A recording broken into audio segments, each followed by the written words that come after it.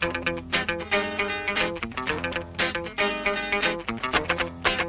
next stop is The Hatch, one of the Okanagan's newest wineries, a stone's throw from the Venerable Quails Gate in Mission Hill along Boucherie Road.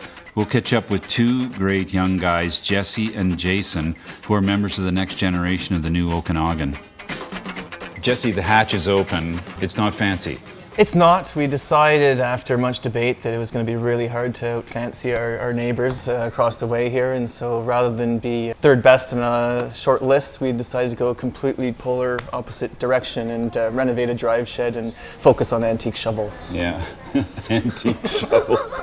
Jason and I, when we started conceiving of this project about 2.5 years ago, we went down to California and went to the $1 million spots, but we kept coming back to the real rustic, hole-in-the-wall kind of places that just had that immediate, inviting, cozy atmosphere, and that's where we decided to go with it. We actually went to some really fancy wineries, then we went somewhere for ribs on a picnic table. That's right. And said, this is it. Wow. And it was under a tent, and there was a food truck there. That stole our hearts more than the big wineries did. So. Well, they served the Sauvignon Blanc in mason jars, and we almost shed a tear.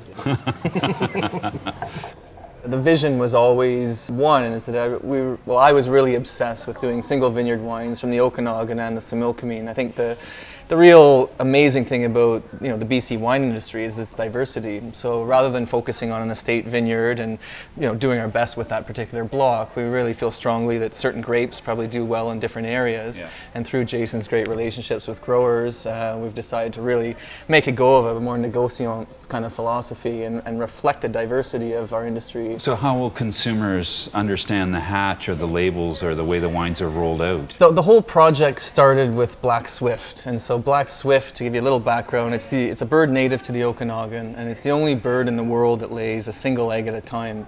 So after 4 bottles of Pinot Noir, we thought single egg, single vineyard. Rather than name the entire project after our super premium small lot wine, let's call it The Hatch. And The Hatch will be an incubator for Black Swift, but also other ideas and concepts, ways for him to play around with varietals that might not be as popular, and for us to play around with packaging. And The Hatch will eventually be this evolving portfolio of relationships with growers, our own wines, relationships with restaurants. We really want it to be a dynamic concept here.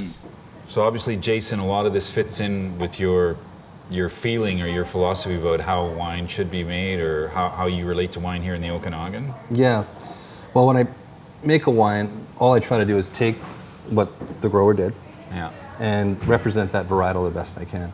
So having a place like this, it's very understated and just very open and comfortable.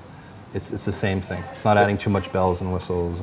I love the concept of single vineyards, but I'm feeling like the Okanagan now is stretched out and bought out. Is it easy or hard to find a single vineyard, and how does that work? We found a beautiful vineyard at the end of a cul-de-sac in West Bank.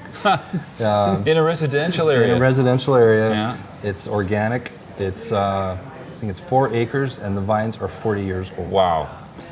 Yeah, with a really cool dude named Frank. And if you were to tell the story of that site, or the flavor or the taste, what's specific about a West Bank chard? Oh, that's a hard one. Children's laughter and street hockey from the street, I guess. Children's laughter and street hockey. Did you just hatch that up, or what? Wow.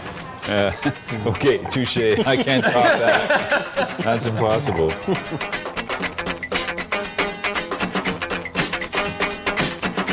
When planning your next Okanagan trip, include Sparkling Hill Resort, North America's new leading health resort with a 40,000 square foot Kerr Spa.